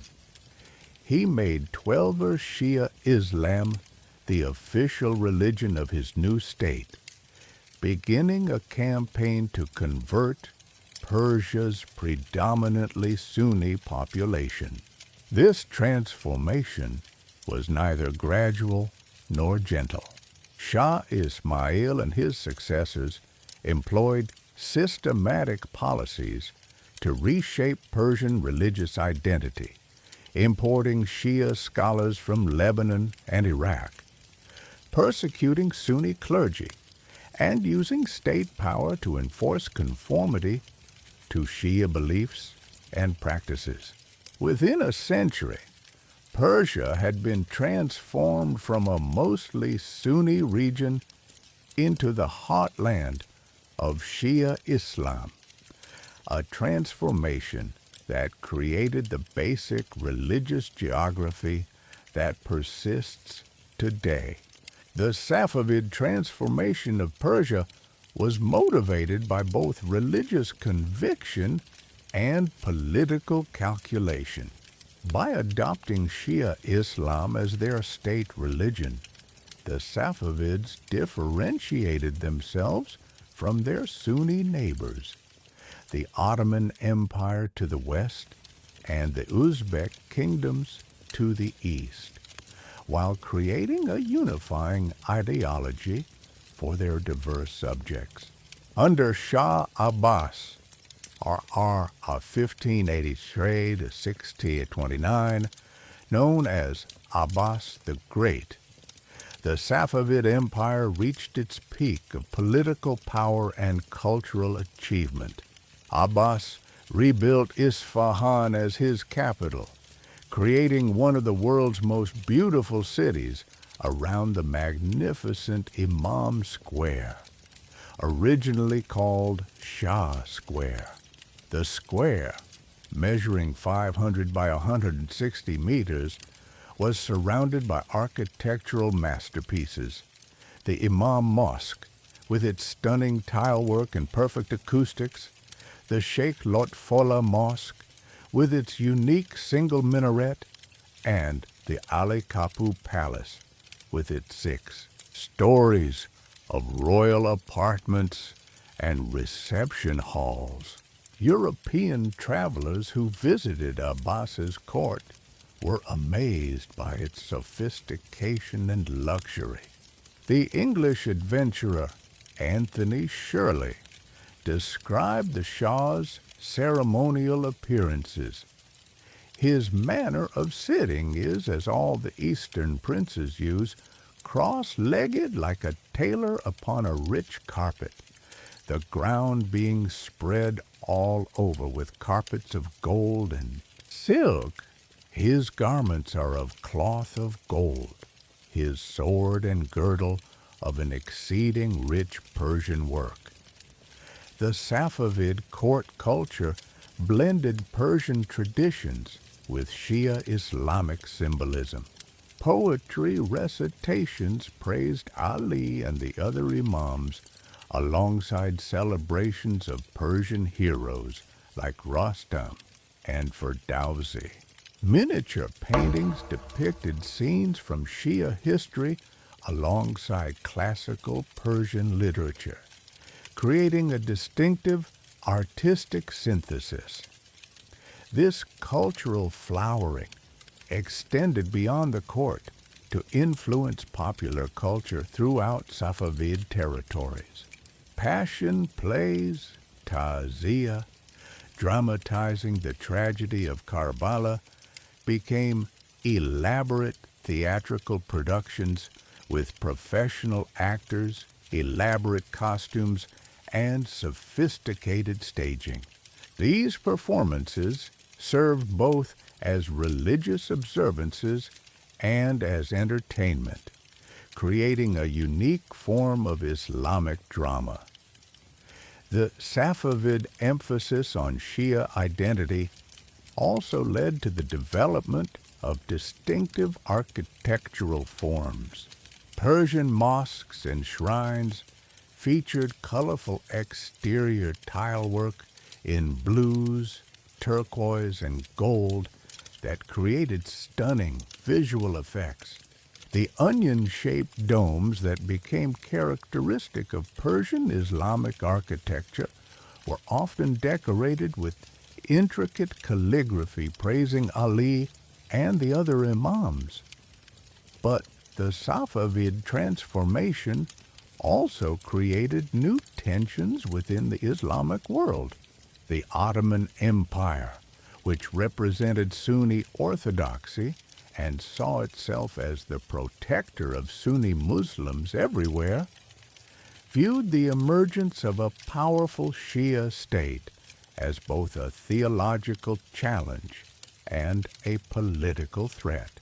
The resulting Ottoman-Safavid wars lasted for over 2 centuries and had profound consequences for the development of sectarian identity throughout the Middle East. These conflicts weren't purely religious. They involved territorial disputes, trade competition, and traditional great power rivalry. But they were increasingly framed in sectarian terms. Ottoman Sultan Selim, in a letter to Shah Ismail, wrote, "You have subjected the upright community of Muhammad to your devious will. You have opened to all the ignoble the gates of tyranny and oppression, and shut the gates of divine grace on the people of true faith." Shah Ismail responded in kind, "Your Majesty must be experiencing the affects of wine. Otherwise, your pen would not have written such things. May your good fortune be prolonged." These imperial conflicts had lasting effects on local communities throughout the region. In Iraq, which became a contested borderland between the two empires, Sunni and Shia communities that had previously coexisted relatively peacefully found themselves drawn into imperial rivalry. In eastern Anatolia and the Caucasus, the population endured repeated warfare as the two empires struggled for control. The Safavid period also saw the flourishing of Shia scholarship and jurisprudence. Religious scholars in Isfahan and other Safavid cities developed sophisticated legal and theological systems that remain influential in Shia communities today. The concept of marja al-taqlid, source of emulation, was refined during this period, creating the hierarchical system of religious authority that characterizes contemporary Shia Islam. Chapter 17, The Modern Challenge. As the traditional Islamic empires declined in the face of European colonial expansion, Sunni and Shia communities faced new challenges that would reshape their identities and relationships in the modern world. The Ottoman Empire, which had served as the symbolic center of Sunni Islam for 4 centuries, found itself increasingly unable to compete with European military and economic power. The empire's efforts at modernization, the Tanzimat reforms of the 19th century, the Young Turk movement, and finally Ataturk's radical secularization created profound questions about the relationship between Islamic identity and political power. The abolition of the Ottoman Caliphate in 1924 left Sunni Islam without a clear institutional center for the first time since the early Islamic period. While institutions like Al-Azhar University in Cairo continued to provide religious guidance, no single authority could claim to speak for all Sunni Muslims. Meanwhile, Shia communities, which had never recognized Ottoman legitimacy, developed their own responses to modernity. In Iran, the constitutional revolution of 1906-1911 saw Shia clergy playing complex roles as both supporters and critics of constitutional government. Some religious leaders argued that democratic institutions were compatible with Islamic principles, while others maintained that only divinely guided leadership was legitimate. The discovery of oil in the Persian Gulf region in the early 20th century added new dimensions to sectarian identity. The Kingdom of Saudi Arabia, founded in 1932, combined control over Islam's holiest sites with a strictly conservative Sunni interpretation known as Wahhabism. Saudi oil wealth enabled the global promotion of this interpretation through the funding of mosques, schools, and religious publications worldwide. This Saudi religious influence often came into conflict with local Islamic traditions, including Sufi practices and Shia beliefs. In many cases, Saudi-funded institutions promoted interpretations of Islam that were hostile to Shia beliefs and practices, contributing to increased sectarian tension in mixed communities. The Iranian Revolution of 1979 dramatically altered this landscape by creating the world's first modern Shia theocracy under the leadership of Ayatollah Ruhollah Khomeini. Iran developed the doctrine of velayat-e-faqih, guardianship of the jurist, which argued that qualified religious scholars should exercise political authority during the absence of the hidden imam. The Iranian Revolution initially inspired many Sunni Islamists who saw it as proof that Islamic principles could be successfully implemented in the modern world. However, as Iran began to promote Shia interests and identity throughout the region, the revolution increasingly took on sectarian characteristics. The Iran-Iraq War, 1980-1988, marked a turning point in modern Sunni-Shia relations. While the conflict was primarily about territorial and political disputes, both sides increasingly used sectarian rhetoric to mobilize support. Saddam Hussein's Iraq, despite having a Shia majority population, presented itself as the defender of Arab Sunni interests against Persian Shia expansion. The war's devastating casualties, estimated at over 1 million dead, left deep scars throughout the region and created lasting associations between sectarian identity and violent conflict. The use of chemical weapons, the targeting of civilian populations, and the war's ultimate futility demonstrated how sectarian divisions could be manipulated for destructive political purposes. The collapse of effective central authority in several Middle Eastern countries following the 2003 Iraq invasion and the 2011 Arab Spring created new opportunities for sectarian conflict.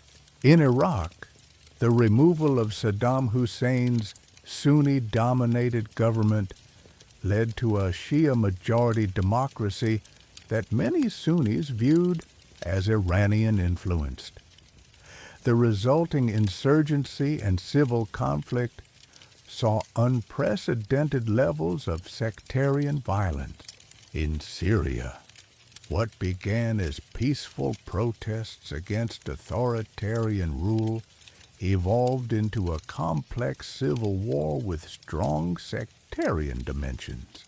The government of Bashar al-Assad, from the Alawite minority often associated with Shia Islam, received support from Iran and Hezbollah, while various Sunni opposition groups received backing from Saudi Arabia, Turkey, and other Sunni-majority states. The rise of ISIS, Islamic State in Iraq and Syria, from 2013-2019 represented an extreme form of anti-Shia sectarianism. The group's ideology, which declared all Shia Muslims to be apostates deserving of death, led to systematic persecution of Shia communities in territories under ISIS control. Their propaganda publications explicitly called for the elimination of Shia Islam, representing the most violent expression of sectarian hatred in modern history. Yet even during these dark periods, examples of cross-sectarian cooperation and resistance to extremism continued. In Iraq, some Sunni tribes fought against ISIS, despite disagreements with the Shia-led government. Religious authorities from both traditions consistently condemned sectarian violence and called for unity among Muslims. Chapter 18, Voices of Hope. Despite the headlines that often focus on conflict and division, the relationship between Sunni and Shia Islam contains many examples of coexistence, cooperation, and mutual respect that offer hope for the future. Throughout history, periods of sectarian conflict have been balanced by longer periods of peaceful coexistence. In cities like Baghdad, Damascus, and Beirut, Sunni and Shia families lived as neighbors for centuries, intermarrying, conducting business together, and sharing cultural traditions. Many families contain both Sunni and Shia members, making sectarian conflict literally a form of civil war within extended families. The great centers of Islamic learning have often transcended sectarian boundaries. Al-Azhar University in Cairo, while primarily Sunni, has historically welcomed scholars from various backgrounds. The seminary system in Najaf has trained clerics who serve Shia communities worldwide, but its libraries and scholarly traditions have been consulted by Sunni researchers as well. In the realm of culture and arts, sectarian differences have often seemed less important than shared Islamic values and aesthetic principles. The poetry of Rumi, the architecture of the Alhambra, and the calligraphy traditions of the Islamic world speak to universal human experiences that transcend theological disputes. Modern educational exchanges continue this tradition. Universities in both Sunni and Shia majority countries host students and scholars from the other tradition. Academic conferences on Islamic history, law, and theology bring together researchers from different sectarian backgrounds to engage in scholarly dialogue. Civil society organizations in many countries work to promote interfaith and intra-faith dialogue. In Lebanon, organizations like the Adyan Foundation bring together Christians, Sunni Muslims, and Shia Muslims to address common social challenges. In Iraq, despite the violence of recent decades, grassroots peace-building initiatives continue to work for reconciliation between communities. The pilgrimage to Mecca, Hajj, represents perhaps the most powerful symbol of Islamic unity. During the annual pilgrimage, over 2 million Muslims from around the world gather regardless of their sectarian, ethnic, or national differences. The sight of pilgrims from all backgrounds performing the same rituals in the same sacred space provides a powerful reminder of what unites Muslims rather than what divides them. Social media and digital communications have created new opportunities for cross-sectarian dialogue, even as they have also provided platforms for extremist rhetoric. Online Islamic education platforms often feature scholars from various traditions, allowing Muslims to learn from diverse perspectives. Virtual religious discussions and debate forums enable engagement across geographical and sectarian boundaries. Perhaps most encouragingly, polling data from many Muslim-majority countries shows that ordinary believers often prioritize shared Islamic values over sectarian identity. Surveys consistently show that most Muslims, whether Sunni or Shia, are more concerned with economic opportunity, education for their children, and peaceful resolution of conflicts than with theological disputes that divide religious scholars.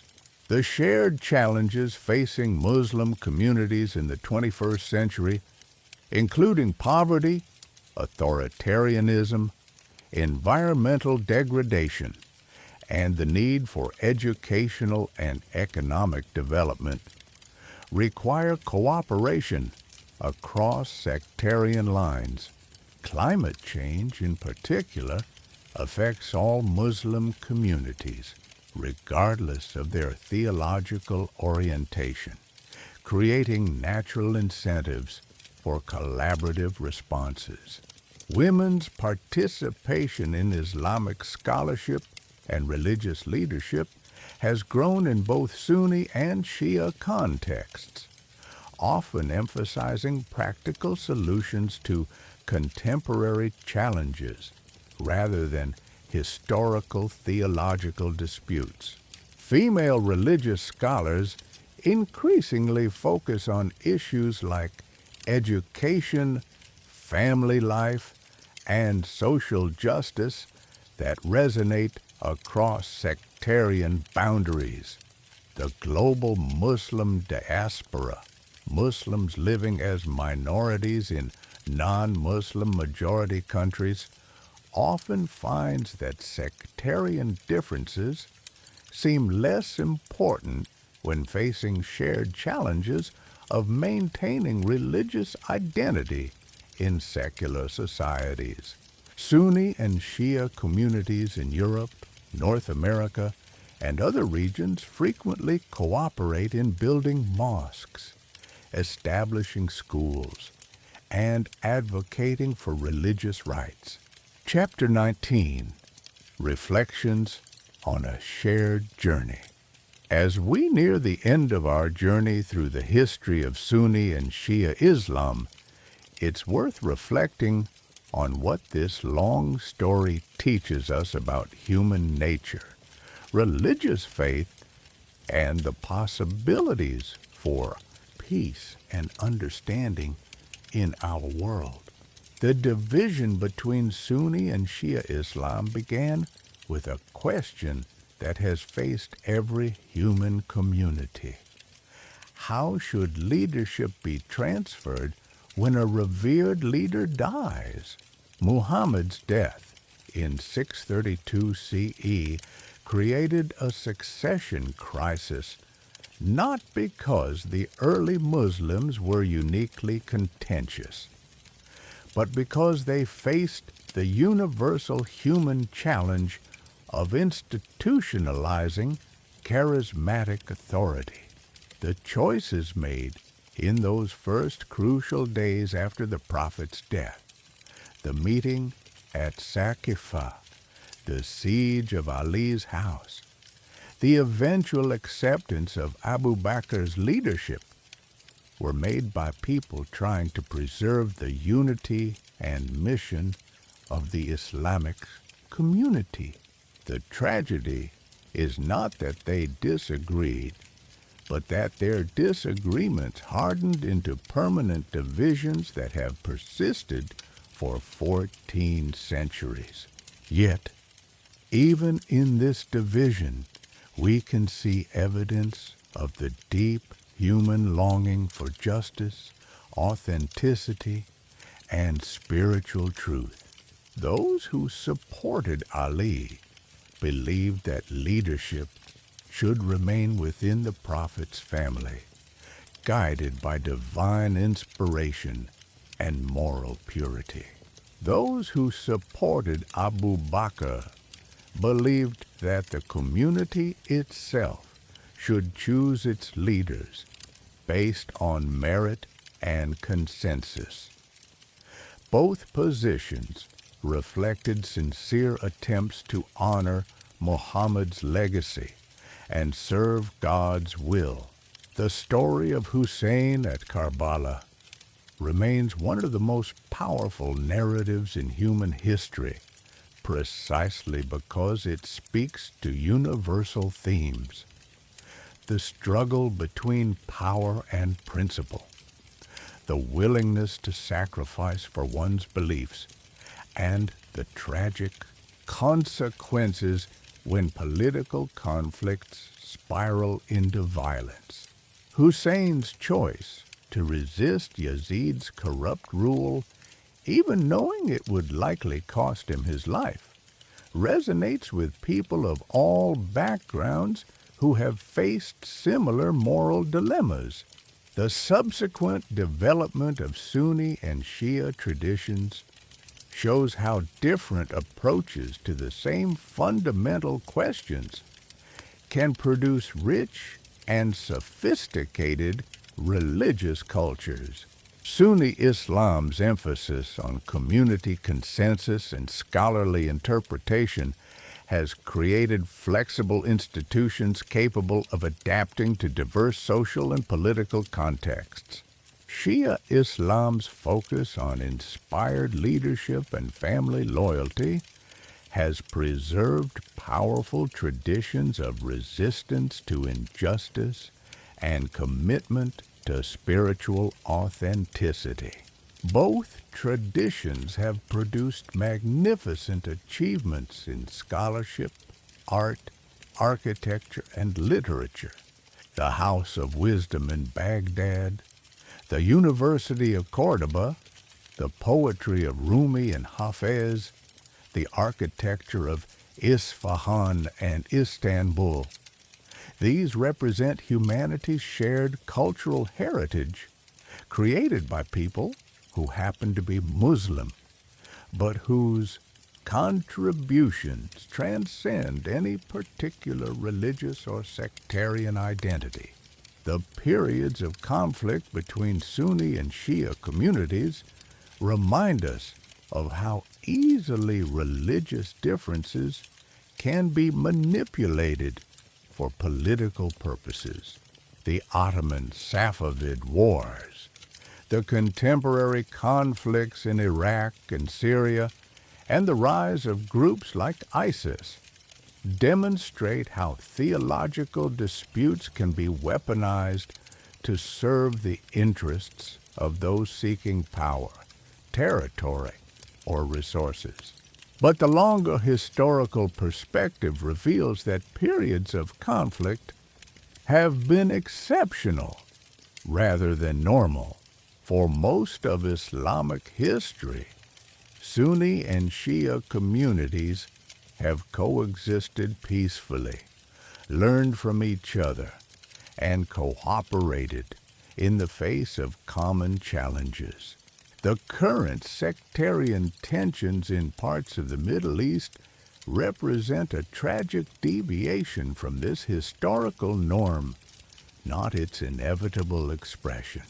The story of Sunni and Shia Islam also illuminates the complex relationship between religious belief and political power. Both traditions have struggled with questions about the proper role of religion in governance, the relationship between spiritual and temporal authority, and the challenge of maintaining religious values in the face of political pressures. In our contemporary world, these questions remain as relevant as ever. How do religious communities maintain their distinctive identities while participating in pluralistic societies? How do they balance loyalty to their own traditions with respect for others? How do they distinguish between essential religious principles and particular cultural expressions that may change over time? The global nature of contemporary Islam, with Muslim communities established on every continent and in virtually every country, creates new opportunities for cross-sectarian dialogue and cooperation. Muslims living as minorities in secular societies often find that their shared experience of maintaining faith in challenging circumstances creates bonds that transcend theological differences.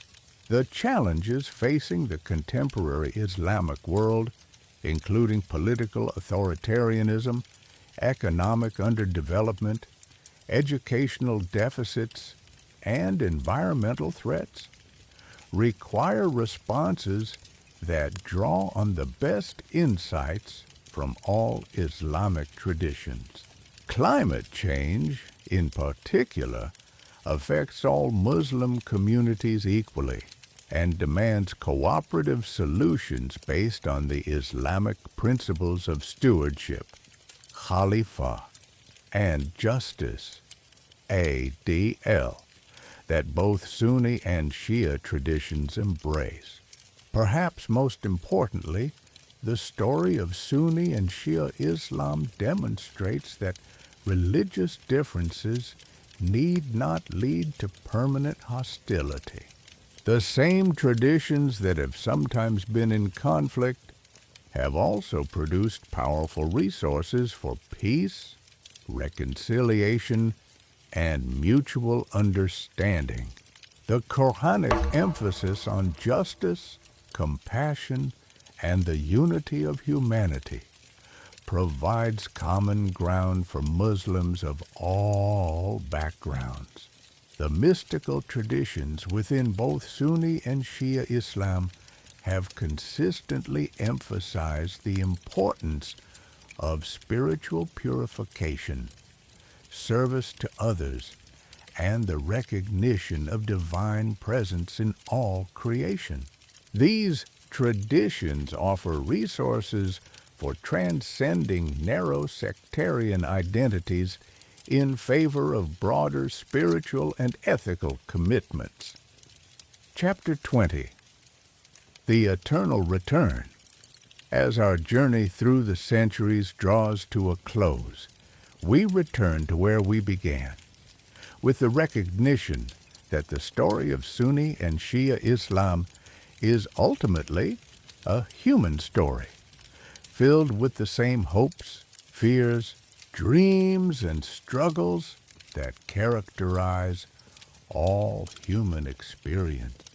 The desert sands that witnessed Muhammad's first revelations, the narrow streets of Medina where the first succession crisis unfolded, the plains of Karbala where Hussein made his final stand. These places hold memories that continue to shape the lives of nearly 2 billion people around the world. The decisions made in those distant times echo through the centuries, influencing how communities worship, how they understand authority, and how they relate to one another. But if the past shapes the present also shapes how we understand the past. Each generation of Muslims, whether Sunni or Shia, reads their history through the lens of their own experiences and challenges. The meaning of Ali's struggle, Hussein's sacrifice, and the early community's choices continues to evolve as new circumstances call for new interpretations. In our interconnected world, where news travels instantly across continents and where people of different backgrounds encounter each other daily, the ancient sectarian divisions of Islam face new challenges and opportunities. Young Muslims growing up in multicultural societies often find that questions about Sunni-Shia differences seem less relevant than questions about how to maintain their faith while participating fully in modern life. The technological revolution has created new forms of Islamic scholarship and community that often transcend traditional sectarian boundaries. Online platforms allow Muslims to learn from teachers and scholars regardless of their geographical location or sectarian affiliation. Social media enables the formation of virtual communities based on shared interests and values rather than inherited identities. At the same time, these same technologies can amplify extremist voices and spread sectarian hatred faster and more widely than ever before. The challenge for contemporary Muslim communities is to use these powerful tools to promote understanding and cooperation rather than division and conflict. The environmental crisis facing our planet offers perhaps the greatest opportunity for Islamic unity in the contemporary world. The Quranic concept of humans as stewards, Khalifa, of creation, provides a powerful foundation for environmental activism that transcends all sectarian boundaries. Muslim communities around the world are increasingly recognizing that the preservation of God's creation requires cooperative effort regardless of theological differences. Similarly, the global challenges of poverty, injustice, and inequality call for responses based on the shared Islamic values of social justice, ADL, compassion, rahmah, and human dignity, karama. These challenges are too great for any single community or tradition to address alone. They require the combined wisdom and effort of Muslims from all backgrounds. The story we have traced tonight, from the Prophet's death in a simple house in Medina to the global Islamic communities of the 21st century, reminds us that religious traditions are not static entities, but living, evolving communities that change and grow over time. The Islam practiced today is both continuous with the religion revealed to Muhammad and adapted to contemporary circumstances in ways that the early Muslims could never have imagined. This capacity for both continuity and change offers hope for the future of Sunni-Shia relations. Just as these traditions have evolved and adapted throughout history, they can continue to evolve in directions that emphasize their shared values and common humanity, rather than their historical differences. The children growing up in Muslim families today, whether in the bustling cities of Indonesia, the villages of West Africa, the suburbs of Europe, or the cosmopolitan centers of the Middle East, will inherit both the treasures and the burdens of this long history. How they choose to interpret and apply their inherited traditions will shape the future of Islam and its role in the world. Will they focus on the stories of conflict and division, or on the examples of cooperation and mutual respect? Will they emphasize the theological differences that have separated their communities, or the spiritual insights that have inspired them? Will they use their religious heritage to build walls between communities, or bridges toward greater understanding? These questions cannot be answered by historians or scholars, but only by the believers themselves as they navigate the challenges and opportunities of their own time.